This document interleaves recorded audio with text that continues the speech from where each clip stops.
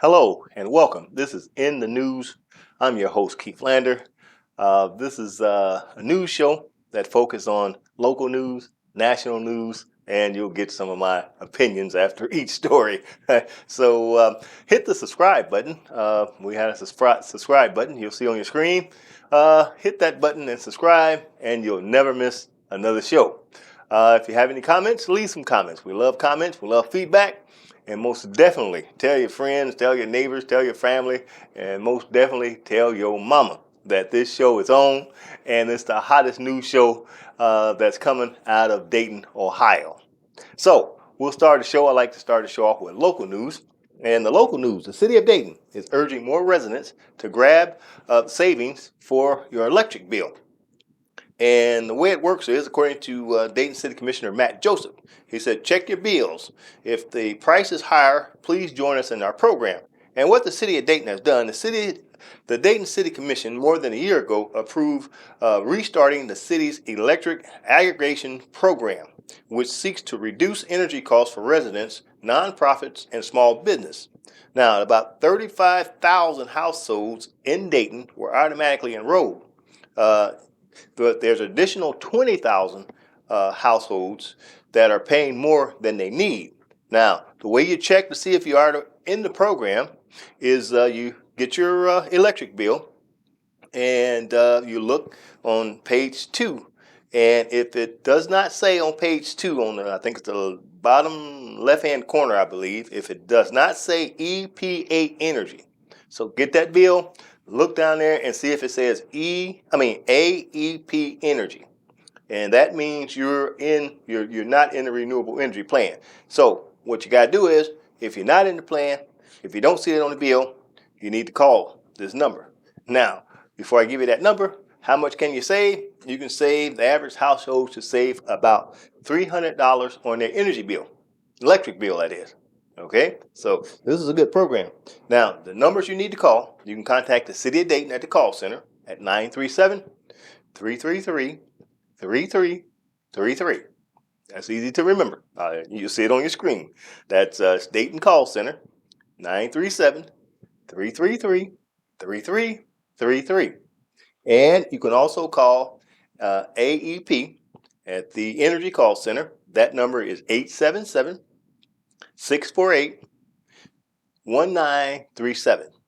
That's AEP Energy Call Center. That's 877-648-1937. And you say you're inquiring about the energy electric saving plan. Now that's $300 off, folks. And you have to be a resident or live here in the city of Dayton. In the city of Dayton, I like to applaud the commission and the mayor and city manager for getting this program started. I don't think anywhere else in this area has a program like this. And so the residents of Dayton, we need to take advantage of this because the city officials and elected officials, they worked hard to get this in, and you can save a lot of money because your electric bills almost doubled when they made that announcement. And so with this $300 savings, that'll help a whole bunch. So look into that, folks. Don't let that slide. The next story. Cincinnati police officers caught on video using the N-word after cars at the school didn't respond to her siren. And what happened was the Cincinnati police officer named Rose Valentino. She was going through a high school area, and I believe there was a football game or some kind of sporting activity that was letting out. There's a lot of cars around. She was trying to get through. She flipped on her siren, and then the cars were slowly moving and that kind of thing. She got frustrated, and this is what she said. You gotta move. Copy. Ridiculous. Is she gonna just sit there? Oh, I hate him so much. God, I hate this world. I hate it. Several. Hate him. He said, effing N-words, I effing hate them. That's what she said. This Officer Rose Valentino. And as she punched the steering wheel, you know what I mean? This has happened on April the 5th. according to NBC News. Now, you might recognize this lady because she was featured on a reality TV show back in 2011. Now, here's the thing, folks. Now, the Cincinnati mayor, he stated that he was appalled to see Officer Valentino display such hateful, angry, and racist language. He says, Our law enforcement represents all of this city. Black Cincinnatians deserve to feel safe, knowing they will be treated with mutual respect. Now, Officer Valentino said that she maintains she does not have any racial bias that have affected her work. Now, let me tell you something, folks. When you bang a steering wheel and you say you hate effing ends, you know what I mean? So you got a problem with some black folk. I don't care what she's talking about. And let me go on to say that the city manager also said that Ms. Valentino will not be on city streets in uniform, wearing a badge, or carrying a firearm. And I couldn't agree more. Now, the Cincinnati NAACP president, Joe Mallory, he also expressed concern with the officers, saying the officers' fitness. He said that to have the aggressiveness, the anger to be triggered like that, it shouldn't be that easy to be triggered.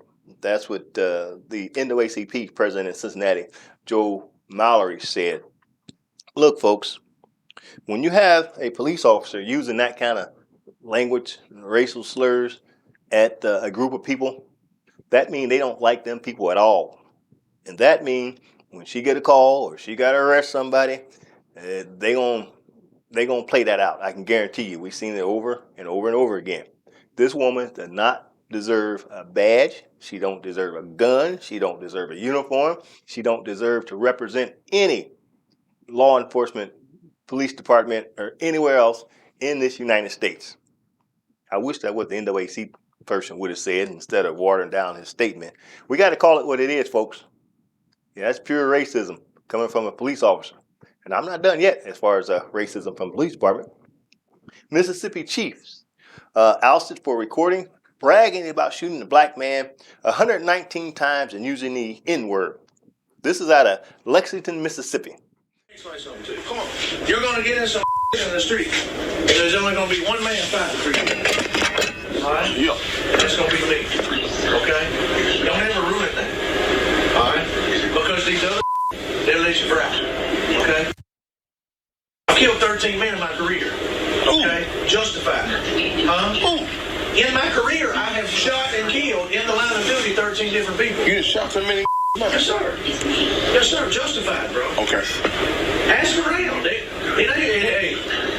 ain't gonna tell you no. I got a big corn shootout, man. The cornfield over there. Jimmy Dale Thomas, he worked it. Justified, bro. I shot that 119 times. Okay? I don't give a if you kill a with cold blood. Do it right. Do you hear what I'm saying? No, I will articulate to fix the problem. And I'm the only man in the business here that's smart enough to do it, I promise you. Chief Lee Dobbins is his name. Chief Lee Dobbins, he was having a conversation with a former Lexington Police Department officer, Robert Lee Hooker. Now, Mr. Hooker reported Mr. Dobbins, and in the recording, when referring to allegations of shooting in this cornfield, Mr. Dobbins said, I shot that in 119 times, okay? According to the recording, he said, I saved 67 kids in that school. The rest of my department, they faded out. They got scared. I went hard, bro. I chased that MF across the field. Dobbins went on to add that the man's vehicle was shot 319 times by police, but he was hit 119 times by me. That's what this police chief is saying. Also in the recording, Dobbins told Hooker that he had killed 13 people in the line of duty and don't give a F if you kill a MF in cold blood. Folks, this man got some serious problems down in Lexington, Mississippi. I mean, he was fired I mean, this Chief Lee Dobbins, he was the police chief. You know what I mean? And this is how this man was talking. And Mr. Hooker, who was a former police officer who was black, Mr. Dobbins is white, recorded it. All right. And so when the recording went public, Mr. Dobbins said, "I don't talk like that," according to the Center for Investigations of Recording. You don't. You sure did on that tape, didn't you? So look, folks, races and racism cuts across all professions and is intertwined into law enforcement also. And when these people get caught, then they want to try to backtrack and say, "Oh, I don't talk like that." Yes, you do. It was natural. You know, you thought you and Mr. Hooker were the only two listening, and you laid it on thick, didn't you? See, that's the problem. You know, we gotta weed these racist police officers out of the department because they make the other police officers look bad. Okay? That's why I bring these stories up, because people say, "Oh, you always talk about racism," because it exists. It's still there. It hasn't gone anywhere. You know what I mean? And I'm not going to let racism become mainstream. It shouldn't become mainstream. All right? So that's what we got to work on. Oh, here's a story. I get this guy the hypocrite of the year. Okay? It says, just days after voting against same-sex marriage, GOP lawmaker attends his gay son wedding. Yeah, that's right. Representative Glenn Thompson of Pennsylvania. Now, what Glenn Thompson did was, he's a representative of Pennsylvania. He voted no on same-sex marriage, and then he went to his gay son's wedding ceremony, according to NBC News. The congressman and Miss Thompson, they were thrilled to attend and celebrate their son's marriage on Friday night. And he said it begins a new chapter in his life. See, folks, these folks are so hypocritical. Now, here he is. He gonna vote against same-sex marriage, right? And then he gonna go to his son's same-sex marriage wedding. So he's saying, "I don't want y'all same-sex folks to get married, but my same-sex son gonna get married." Hypocrite of the year. And I tell you what, the people who he represents in Pennsylvania, as soon as he up for re-election, y'all need to throw him out of office as quickly as you can get to the polls. You can't get much more hypocritical than this. You know, so the bill that he voted against, that was House Bill 8404, and that was to repeal the provision that define, for the purposes of federal law, marriage between a man and a woman or a spouse as a person of the opposite sex, with the provision in to recognize marriage as valid under state law. And the bill also includes the protection of interracial marriage also. You know, he voted that down, and then he went to his son's same-sex marriage, folks. Hypocrite of the year. Now, fortunately, there were 47 Republican House members that joined Democrats to vote in favor of the Respect of Marriage Act. And so now that passed the House, it goes to the Senate, and we'll see what happens there. I believe Rob Portman, I think he has a gay child. Let's see how he votes on it. Well, he's going to leave office anyway. So, you know, and speaking of Rob Portman, the two people running for his seat is J.D. Vance and Tim Ryan. Now, here's the thing about J.D. Vance. Instead of fighting opioid addiction, a nonprofit funded by J.D. Vance paid his top political advisor and funded political polling. See, J.D. Vance, you know, he moved back to Ohio, and he started a nonprofit to help fix the state's opioid crisis. But he failed to fund a single addiction program, according to the reports. He paid one of his staffers, and he didn't use the money the way it should. This is J.D. Vance. He's running for Senate here in Ohio against Tim Ryan. He's already starting out shady. So here's the thing. Let me get the figures right. Okay, so in 2017, the Ohio, they revealed that the organization got $221,000. All right. He spent $50,000 on program services, including $45,000 for a survey for social, cultural, and general welfare needs of Ohio. Now, let me tell you about that survey. Nobody can find the survey. Nobody can find the questions of the survey, and J.D. Vance hadn't produced any copies or anybody who took the survey. They just paid somebody and said, hey, we did a survey, and they just gave him a lot of money and went on about their business. Now, he also paid one of his organizers that was with him. He paid them $63,000. Okay, he paid them $63,000 to do some kind of organizing, which I'm pretty sure I don't know what that is. So the nonprofit, they spent all this money, and they didn't support not one single piece of money to go to any addiction program. He just got that money, put it down on paper that he did. He should be arrested because that's a mismanagement of funds. Somebody need to look into this. Maybe the Attorney General of the state of Ohio need to look more into this and bring some charges against J.D. Vance because that's fraud. You know what I mean? He got all that money and didn't do squat with it, but paid his staffers and then say he had a fake survey. That's the person who's running for Senate seat here in Ohio. A scammer, a con artist. Kind of like the last president we had. Huh? Sounds familiar, don't it? Con artist, scammer.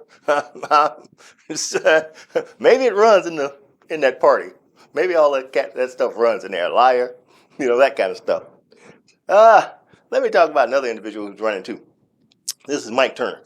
And everybody here in Ohio, we know Mike Turner. He used to be the mayor of the city of Dayton. I remember he was mayor of the city of Dayton, and he worked his way on up. Now he's a representative.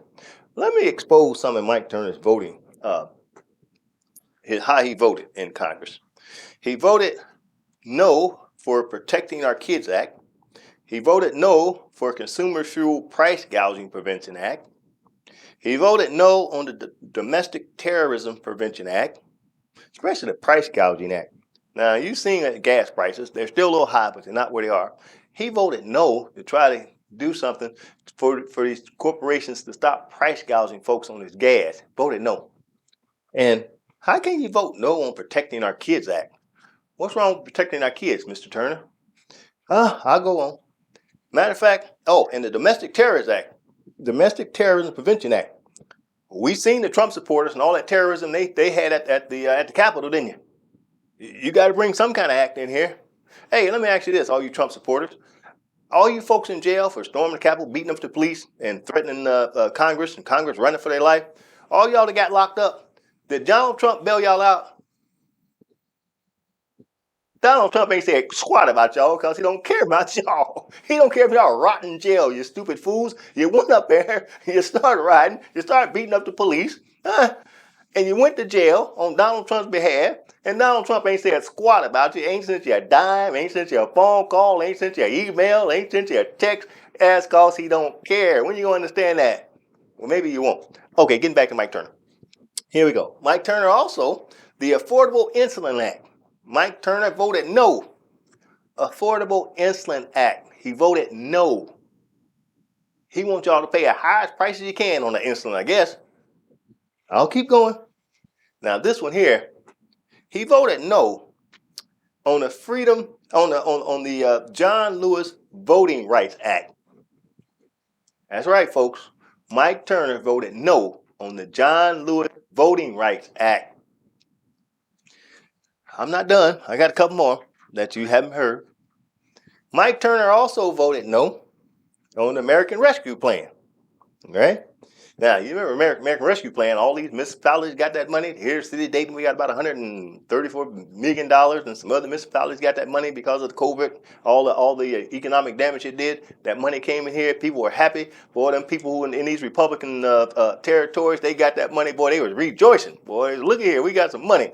And they didn't want to thank Joe Biden for nothing, or the Democrats for passing it, because that's where the money came from, because the Republicans voted no on it.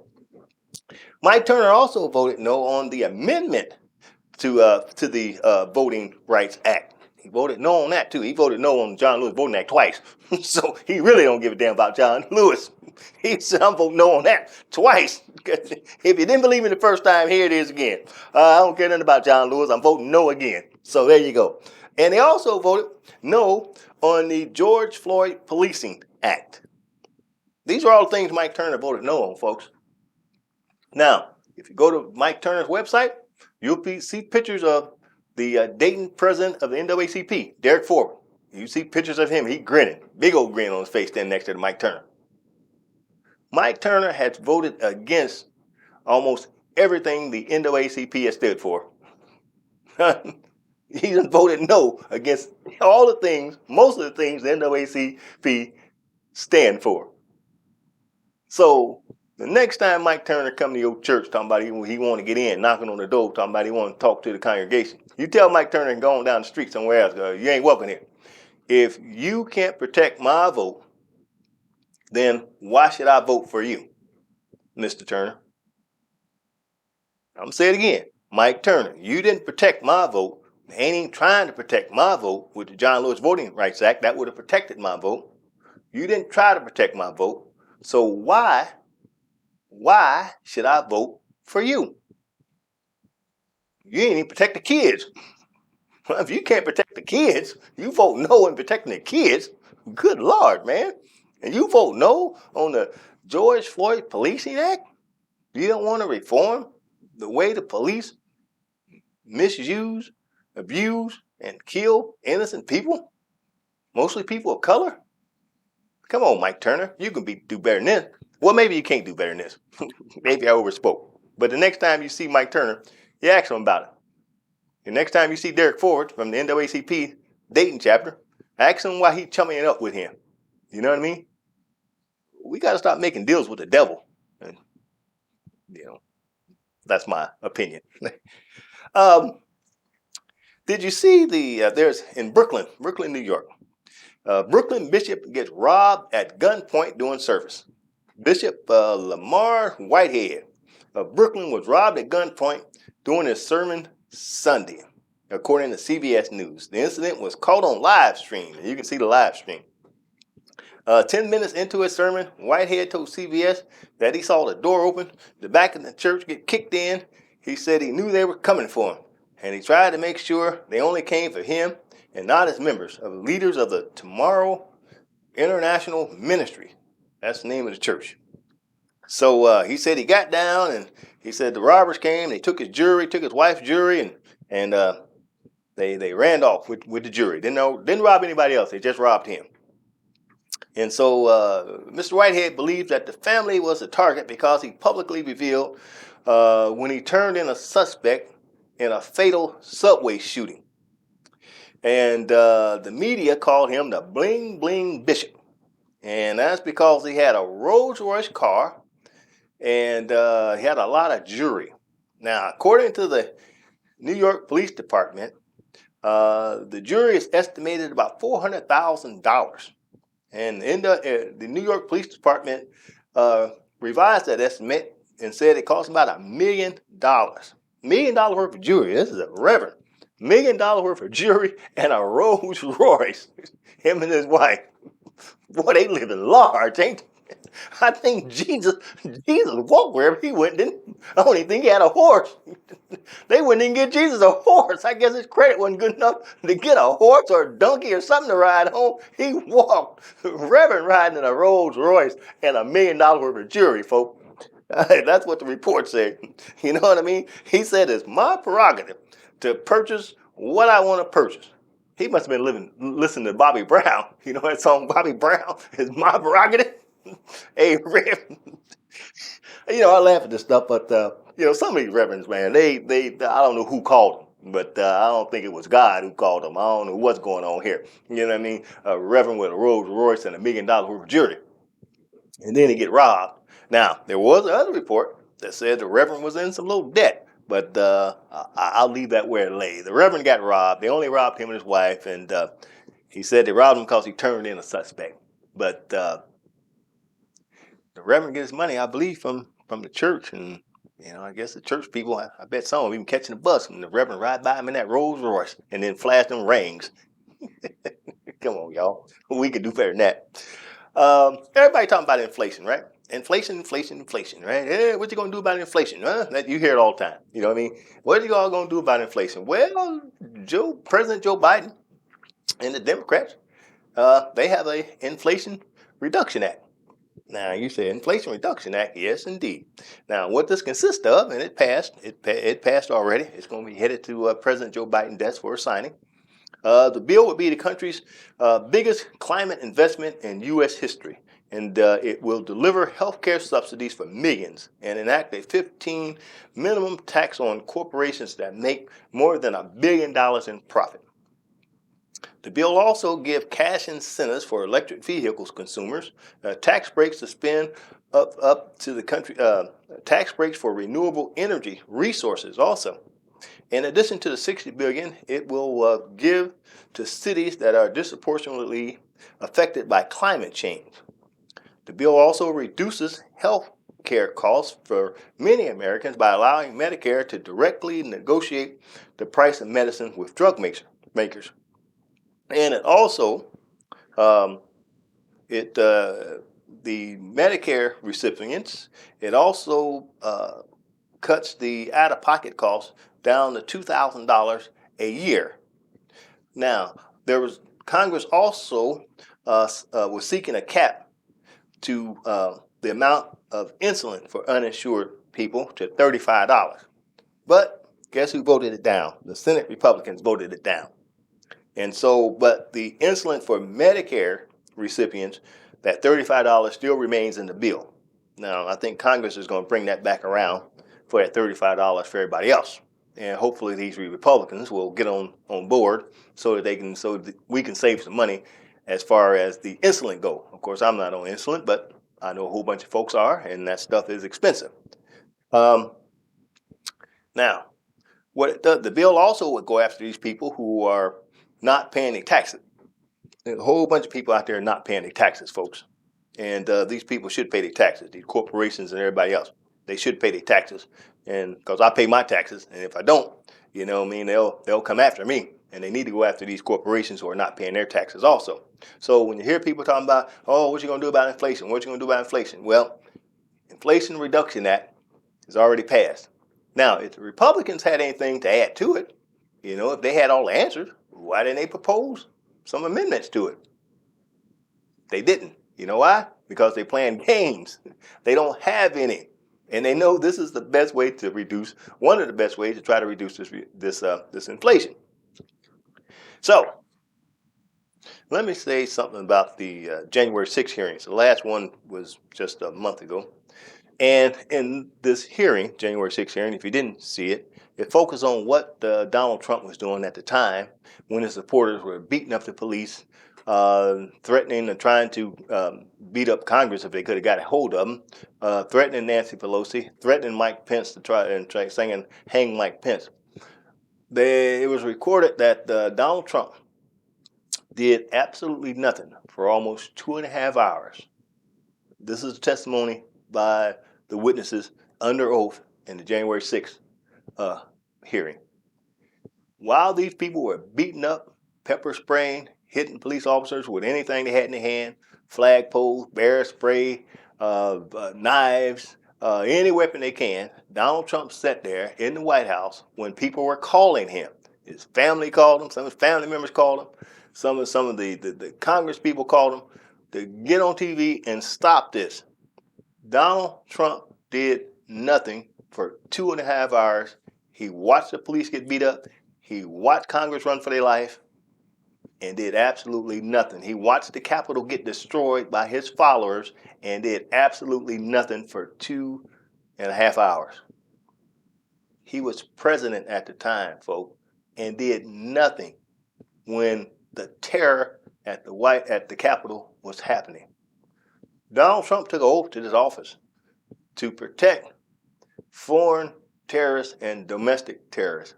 Those were domestic terrorists, and Donald Trump failed his duty to protect America. And y'all want this clown to run again? Huh? Just want to bring that up. Hey, you remember when Donald Trump said he's going to get Mexico to pay for the wall? Well, guess who got Mexico to pay for a wall? President Joe Biden. You haven't seen this story, I guarantee you. Biden got Mexico to pay for the wall. Now, here we go. Mexican president. He agreed to spend $1.5 billion over the next 2 years to improve smart border technology during a meeting with President Joe Biden. Trump said he's going to get Mexico to pay for a wall. Mexico ain't paid for jack. But President Biden got an agreement from Mexico to help pay for a smart wall. Now this is high tech. This ain't no brick and mortar garbage like Donald Trump was talking about. Old piece of old concrete wall, brick wall, whatever they want to call it. This is smart technology protection of the border. Some of y'all won't get that. Some of y'all, you knuckle draggers, y'all won't understand what that technology is. But you'll catch up. Look this story up, folks. I wanted to bring this up because you hear all these people talking about the border. The borders ain't secure. The borders ain't secure.